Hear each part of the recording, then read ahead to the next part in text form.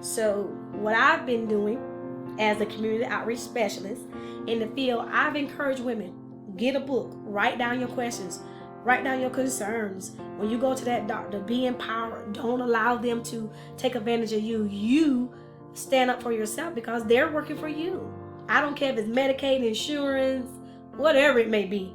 We're here to support you, and you guys need to get their names, their phone numbers, and if it's something they're doing to you that's not comfortable, ask for a new nurse, ask for a new doctor. You don't have to keep that same one, but that's something that I instill in the women as I go into the homes and the visits.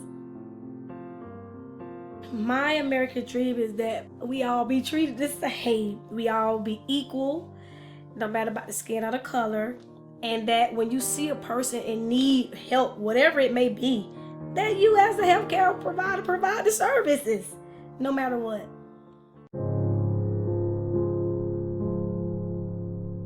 African American women or Black women, they have less of a support system. Not all, but some of them just kind of give up. I feel are easier for our women of color to, I just want to say the word give up. Sometimes you wonder, where's the struggle?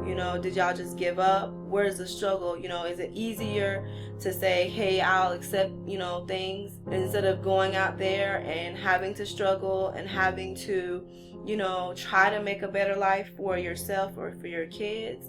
Is it easier that way?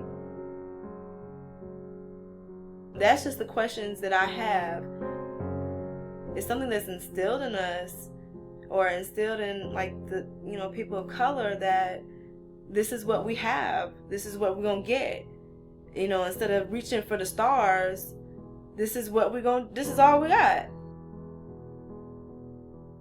Be put in a bracket to where our children are running wild, or we get lower paying jobs, we don't really have health insurance, we can't really get great prenatal care.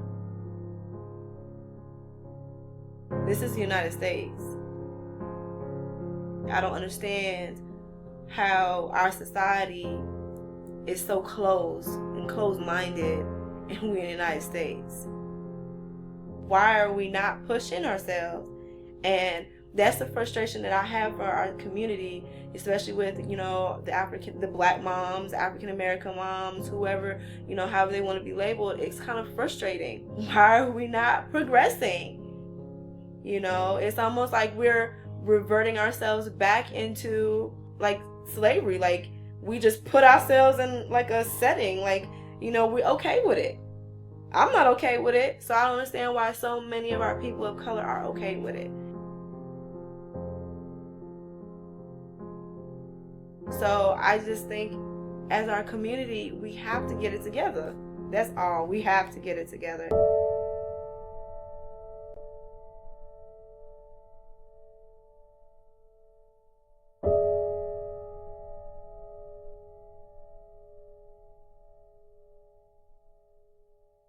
From my own personal experience, where it was hard for me and I had to struggle, but you have to have that willpower. When you say that some of the women they don't have enough empowerment, or they don't have that strive, once they become pregnant, or once they find out that they can't work, or, it's almost like they settle. So they either have more kids, or they, get lower jobs, or they just, kind of fall off of society, because I think that they don't have enough that support system. They don't really have a lot of support system out there. It could be from their parents or their mother, where their mother is young as well. She had them young. So she, can only tell from her experience, but sometimes it's not I'm not saying the right experience, but, they're just falling into a pattern.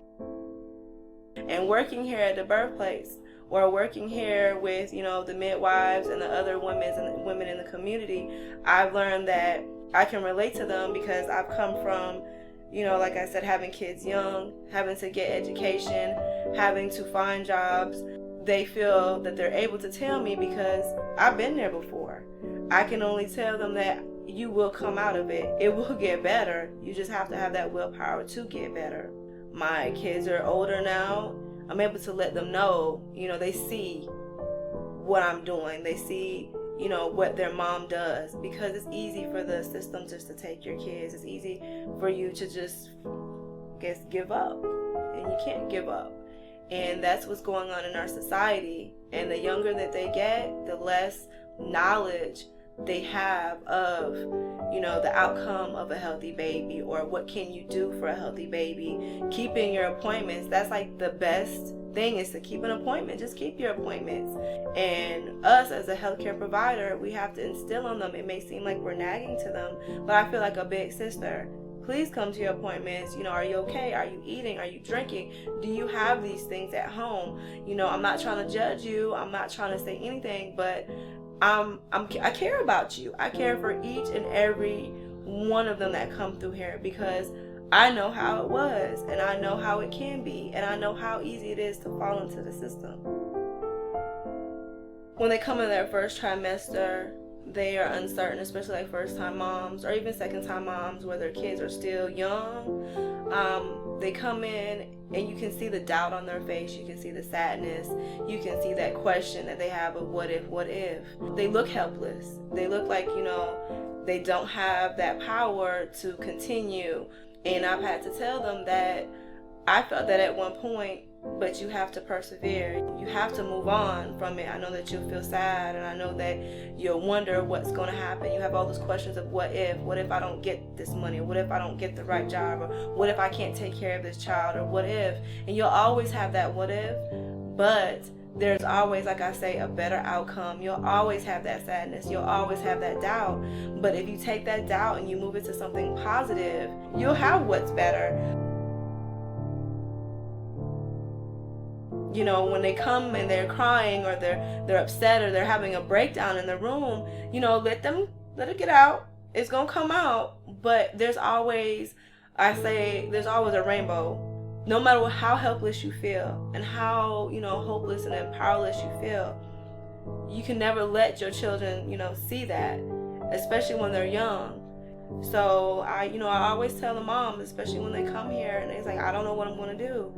There's always a way, and there's always someone. I found Jenny, and I'm here now, 9 years later. It empowered me, and I can see it with a lot of women. And leaving here, the birth center, after they had their baby, it's like a whole nother person. When they come back, they bring pictures, and they come back for their appointments, or they come just to show their baby. It's a whole nother person from when in the beginning.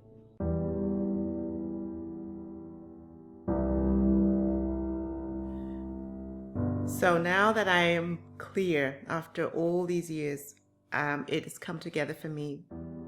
My American dream is that I am going to continue that work. I'm going to share that work and have other people join me in that work, because I know that small amounts of effort and energy build a momentum, build a movement, and that's how we will get change.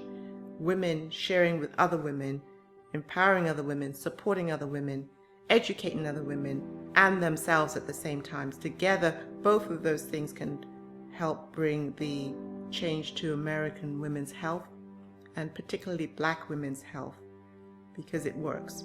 I've seen it work, and so my dream is that we move this forward, we continue, we build it, and we provide the tools for women to help each other and to help themselves. That's my American dream.